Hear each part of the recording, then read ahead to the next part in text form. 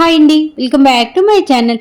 ఒరే, ఆ కలర్లు వేసుకునే వాడికి నీకు అసలు ఆ గొడవలు ఎందుకు జరుగుతున్నాయి?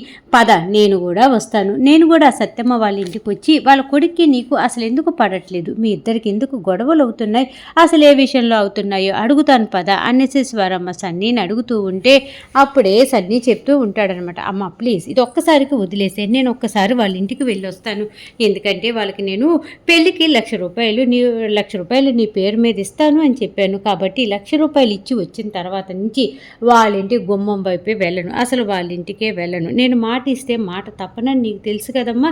కాబట్టి ఇది ఒక్కసారి నాకు పర్మిషన్ ఇవ్వు, ఒక్కసారి సత్యమ్మ వాళ్ళ ఇంటికి వెళ్తాను, నేను ఇవ్వాలనుకున్నటువంటి రూపాయలు ఇస్తాను అనేసి సన్నీ చెప్తూ ఉంటే వాళ్ళ ఇంటికి వెళ్ళి ఇవ్వాల్సిన పని ఏముంది, సత్యమ్మ మన ఇంటికి పనికి వస్తుంది కదా, అప్పుడే ఇవ్వు అనేసి స్వరమ్మ చెప్తూ ఉంటే ఇంకా సన్నీ అంటూ ఉంటాడనమాట.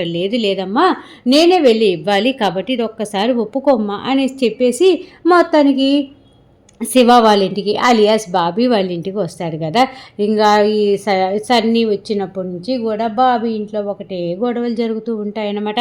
ఏంటి బ్రదర్ ఏం చేస్తున్నావు అనేసి బాబీని పిలుస్తూ ఉంటే అప్పుడే బాబీ అంటూ ఉంటాడు, ఎవడ్రా నీకు బ్రదర్, నువ్వు నన్ను బ్రదర్ అని పిలిచావంటే నీకు మర్యాదగా ఉండదు అని చెప్పేసి బాబీ సన్నీకి బాగా క్లాస్ పీగుతూ ఉంటే అప్పుడు సన్నీ అంటాడనమాట, నువ్వు నన్ను బ్రదర్ అని పిలిచినప్పుడు నీవు కూడా నాకు బ్రదర్వే కదా బ్రదర్, అందుకే పిలిచాను. ఏంటి జానకి కంగారుగా ఉన్నావు, ఏంటి అష్టలక్ష్మి సంగతులేంటి, పెళ్లి పనుల్లో ఎక్కడి దాకా వచ్చాయి, ఏంటి సత్యమ్మ అందరు కంగారుగా ఉన్నారు, మీరందరూ సరే కానీ ఇంతకీ డాక్టర్ అమ్మేది, హాసిని అనేసి ఇల్లంతా తిరుగుతూ పిలుస్తూ ఉంటాడనమాట. ఎప్పుడైతే హాసిని అని నోరెత్తి పిలుస్తూ ఉన్నాడో సత్యమ్మ గుండెల్లో రైలు పరిగెత్తినంత పని అవుతుంది.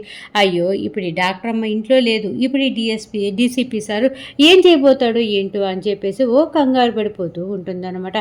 ఏంటి అష్టలక్ష్మి, డాక్టర్ అమ్మ ఎక్కడికి వెళ్ళింది, హాస్పిటల్కి వెళ్ళిందా లేదంటే ఇంకెక్కడైనా పని మీదకి వెళ్ళిందా అని చెప్పేసి అష్టలక్ష్మిని అడుగుతూ ఉంటే అప్పుడే అష్టలక్ష్మి చెప్తుందనమాట, ఇంట్లో లేదు సార్, డాక్టర్ అమ్మ వెళ్ళిపోయింది అనేసి అనగాని, ఏంటి డాక్టర్ అమ్మ వెళ్ళిపోయిందా, ఎక్కడికి వెళ్ళింది అనేసి అనగాని ఇంకా సత్యమ్మ చెప్తుందనమాట, మాకు తెలియదు సారు ఎక్కడికి వెళ్ళిపోయిందో ఏంటో, పొద్దున లగేజీ అంతా సర్దుకొని వెళ్ళిపోయింది అనేసి సత్యమ్మ కూడా డీసీపీకి చెప్పగానే ఇంకా డీసీపీ కూడా అమ్మయ్య హాసిని ఇంట్లో నుంచి వెళ్ళిపోయిందా, తను ఎక్కడ ఉన్నా సరే వెతికి నేను పట్టుకుంటా, ప్రస్తుతానికి ఎక్కడి నుంచి అయితే వెళ్ళిపోయింది కదా నాకు అదే చాలు అని చెప్పేసి ఇంకా డీసీపీ వెళ్ళిపోయి గుమ్మం బయట నుంచి తన చేతిలో ఉన్నటువంటి రూపాయల అమౌంట్ గుర్తొస్తుందన్నమాట. వెంటనే సత్యమ్మ అనేసి పిలవగానే సత్యమ్మ పరిగెత్తుకుంటూ అయ్యా చెప్పండి అయ్యా అని చెప్పేసి అంటుంది, ఇదిగో దీంట్లో రూపాయలు ఉన్నాయి, పెళ్లి ఖర్చులకు వాడుకోండి, పెళ్లి ఘనంగా చేయండి, పెళ్లికి ఎటువంటి ఆటంకాలు రాకూడదు, ఈ సరిపోకపోతే మళ్ళీ అడుగు, కావాలంటే ఇంకో ఇస్తా, అంతేగాని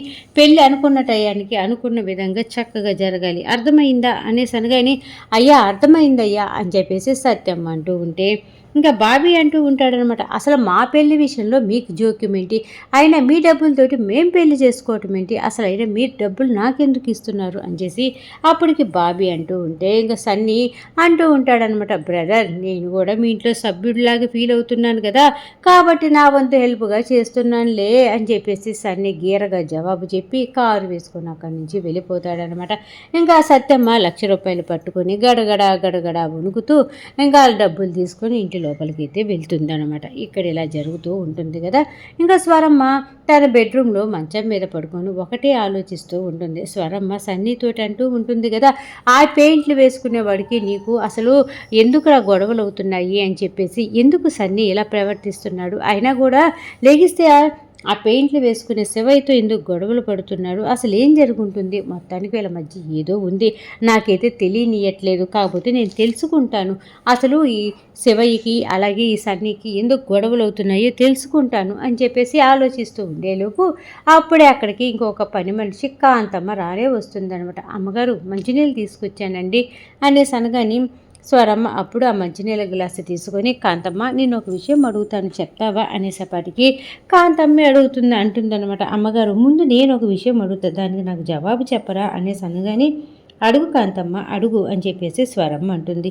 అమ్మ ఎందుకమ్మా ఎప్పుడు డబ్బులున్న వాళ్ళకి జబ్బులు వస్తాయి అనేసి అనగానే, నువ్వు అమాయకంగా అడిగిన భలే ప్రశ్న అడిగావు కాంతమ్మ, ఇప్పుడు లేని వాళ్ళు ఆ కొంచెం సంపాదించుకున్న దాంతో మాకు కడుపు నిండితే చాలు, మాకు ఇప్పుడు ఈ ప్రస్తుతానికి ఉన్న ఇది తీరితే చాలు టెన్షన్ అనేసి అనుకొని ప్రశాంతంగా ఉంటారు, అదే ఉన్నవాళ్ళనుకో ఇంకా సంపాదించాలి, ఇంకా ఏదో చెయ్యాలి అనేసి సరైన నిద్ర కూడా పోలేక ఒంటికి జబ్బులు తెచ్చుకుంటూ ఉంటారు. ఆశే మనిషిని చాలా దరిద్రంలోకి తీసుకొని వెళ్తుంది, చాలా ఇబ్బందుల్లోకి తీసుకొని వెళ్తుంది అనేసి చక్కగా స్వరమ్మ జవాబు చెప్తూ ఉంటే అప్పుడు కాంతమ్మ అంటుంది, భలే చెప్పారు అమ్మగారు అనేసి అనగానే ఇంకప్పుడే స్వరమ్మ, నేను నిన్న ఒక ప్రశ్న అడుగుతానన్నాను కదా, ఒకసారి అడగమంటావా అనగానే అడగండి అమ్మగారు అనేసి కాంతమ్మ చెప్తుందన్నమాట. అప్పుడే స్వరమ్మ అడుగుతూ ఉంటుంది, నీతో సత్యమ్మ మాట్లాడుతూ ఉంటుంది కదా, వాళ్ళ కొడుకు గురించి ఎప్పుడైనా నీతో చెప్పిందా?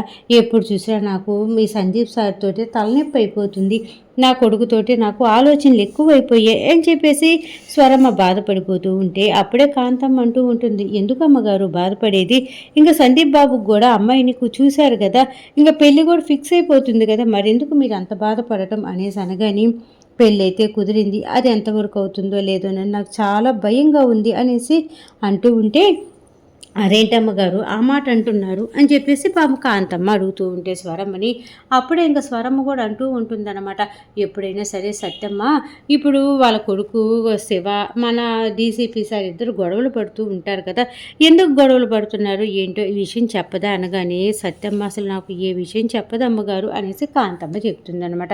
సరేలే వెళ్ళి నువ్వు పని చేసుకో అని చెప్పేసి స్వరమ్మ ఆ పని మనిషి కాంతాన్ని పంపించేస్తుంది. ఇంకా స్వరమ్మ ఇంకా ఆలోచనలో పడిపోతుందన్నమాట. ఇక్కడ ఇలా జరుగుతూ ఉంటే బాబీ ఎల్లోలో బ్లూ కలర్ వేసేసి బ్రష్ తోటి ఓ కల పెట్టుతూ ఇంకా మన హాస్ని గురించి ఆలోచిస్తూ ఉంటాడనమాట. ఏంటి కలరు, నేను ఒక్క మాట అనగానే నన్ను వదిలేసి అలా వెళ్ళిపోయావు, ఏమి నేను ఒక్క మాట నిన్ను అనకూడదా అని చెప్పేసి బాధపడిపోతూ పెయింట్ కలుపుతూ ఉంటాడు. ఇంకో పక్క డాష్ కూడా తన పని తను చేసుకుంటూ ఇంకా బాబీ దగ్గరికి వచ్చి, ఏంటి అల్లుడు ఏం మాట్లాడట్లేదేంటి, అసలు లొడలొడా మాట్లాడతావు కదా, అలాంటిది ఏంటి ఎంత కామ్గా అయిపోయావు అని చెప్పేసి వచ్చి, అల్లుడు ఇదేందిరా ఈ కలర్లో ఇలా చేసావు, కలర్ పాడైపోయింది అనేసి అనగాని ఒక్కసారిగా బాబీ కూర్చున్నోడల్లా లేచి, మామ మర్యాదగా మాట్లాడు, కలర్ పాడైపోయిందంటావేంటి, కలర్ బ్రహ్మాండంగా ఉంటే నా కలర్ బ్రహ్మాండంగా ఉంటుంది అనేసి అనగాని, అయ్యో అల్లుడు నేను చెప్పేది అది కాదురా, ఏ కలర్లో ఏ కలర్ వేసి కలుపుతున్నావో అర్థమైందా అనేసి అనగాని అప్పుడు బాబీ ఈ లోకంలోకి వస్తాడు. తను కలిపినటువంటి కలర్ చూసి, అయ్యో మామ ఏ కలర్ గురించే నువ్వు మాట్లాడేది, అయినా నా మనసేం బాగోలేదు మామ, నేను ఎక్కడికైనా వెళ్తాను, ఈరోజు నేను పని చేయలేను అనేసి అనగాని, అల్లుడు నీ మైండ్ సెట్ బాగోలేదు కాబట్టి నేను కూడా నీతో వస్తాను అనేసి అంటూ ఉంటే, వద్దు మామ ఇద్దరం వెళ్ళిపోతే పని ఆగిపోతుంది కదా, నువ్వు పని చూసుకో, నేను ఎటన్నా వెళ్తాను అనగాని, ఎక్కడికి అల్లుడు అని చెప్పేసి పాపము ఆ డాష్ అడుగుతూ ఉంటే,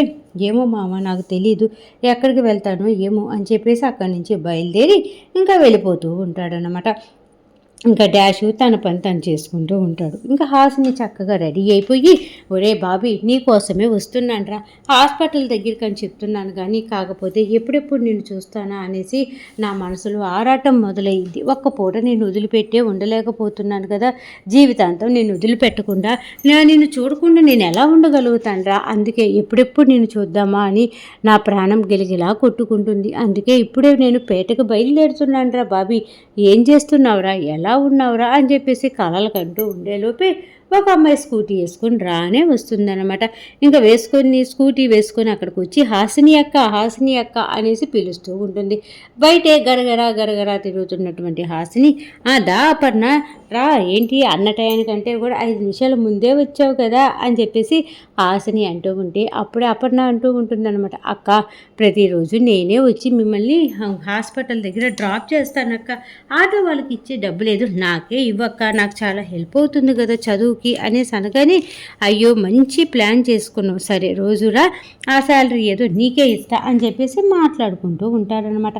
ఇక్కడ ఇలా జరుగుతూ ఉంటే ఇంకా సన్నీ ఓవర్ యాక్షన్ చేస్తూ ఉంటాడు. హాసినిని ఎలాగైనా పట్టుకోవాలి, అసలు హాసిని ఎక్కడికి వెళ్ళిపోయింది అని చెప్పేసి ఇంకా స్టాఫ్ మొత్తాన్ని పిలిపిస్తాడు, మీటింగ్ పెడతాడు, మీరు రైల్వే స్టేషన్ వైపు వెళ్ళండి, మీరు బస్ స్టాండ్ వైపు వెళ్ళండి, ఉన్న ఎక్కడైనా సరే వెతకండి, ఇది ఒక కాన్ఫిడెన్స్ కాల్ కలుపుతున్నాను కాబట్టి మీరందరూ కూడా నాకు ఎప్పుడు కూడా లైన్లోనే ఉండాలి, మా ఆవిడ ఫోన్ చేసింది, మా ఆవిడ పాలు దమ్మంది, పూలు దమ్మంది, మా అత్తకు ఒంట్లో బాగోలేదు, ఇలాంటి మాటలన్నీ నాకు చెప్పొద్దు, ఎవరైనా సరే ఈ కాన్ఫిడెన్స్ కాల్లో నుంచి కట్ అయ్యారంటే మీకు ఎమ్మటే ఇంటికి పంపించే రాత దగ్గరలోనే ఉంటుంది.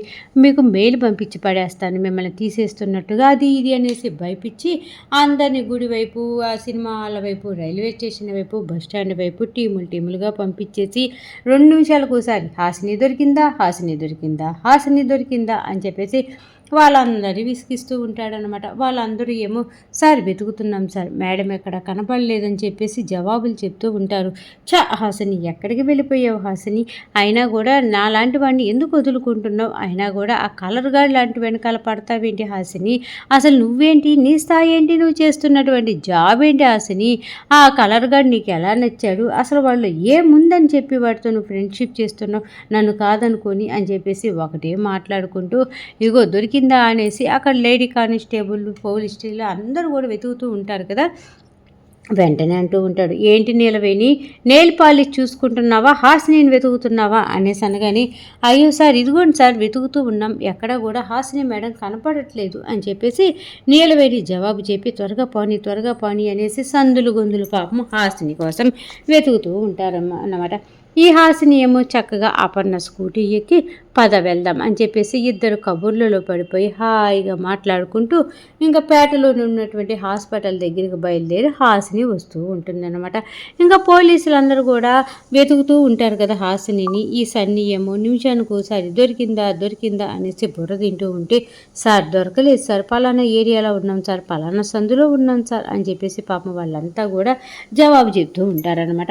ఇంకా హాసిని బండి మీద కూర్చొని బాబీ గురించి కలలు కంటూ ఉంటుంది. ఇంకా ఎప్పుడైతే బాబీ పరిచయం అయ్యాడో ఇప్పుడు దాకా ఏం జరిగింది వాటన్నిటి గురించి ఆలోచిస్తూ ఒరే బాబీ నువ్వే నా ప్రాణం రా, నువ్వు లేకపోతే నేను బ్రతకలేనురా, నాకు అర్థమైపోయింది, ఎందుకంటే నేను చూడకుండా నేను అస్సలు ఉండలేకపోతున్నాను, అలాంటిది నీకు ఆ జానకితో పెళ్ళైపోయి మీరు ఎక్కడికైనా వెళ్ళిపోతే అసలు నేను ఎలా బతుకుతానురా, అసలు నేను ఎలాగా నేను వదిలిపెట్టి ఉండగలను అని చెప్పేసి హాసిని ఆలోచించుకుంటూ ఆ స్కూటీ మీద అలా వస్తూ ఉంటుందన్నమాట. ఇంకా అప్పుడే అక్కడ ఉన్నటువంటి సన్నీ చెప్తూ ఉంటాడు పోలీస్ స్టేషన్లో నుంచి, ఇదిగోండి ఎక్కడ కనపడకపోతే ఇంకా స్కూటీ మీద ఏదో ఒక వెహికల్ మీద మటుకు వస్తూ ఉంటుంది కదా, కాబట్టి వెహికల్స్ అంతా ఆపేసి మరి చెక్ చేయండి, ఏదన్నా అన్నారనుకో జనాలు డీసీపీ సార్ ఆదేశాలు విడుదల చేశారని నా మీదే చెప్పండి, అంతేగాని మీరైతే పని ఆపద్దు, ప్లీజ్ అందరు వెతకండి, హాసినిని పట్టుకొని పోలీస్ స్టేషన్కి రావాలి మీరంతా అని చెప్పేసి అందరికీ చెప్తూ ఉంటే అందరు ఎస్ సార్ ఓకే సార్ అని చెప్పేసి హాసినిని వెతుకుతూ ఉంటే ఈరోజు ఎపిసోడ్ అయిపోయింది. రేపటి ఎపిసోడ్లో మళ్ళీ కలుద్దాం.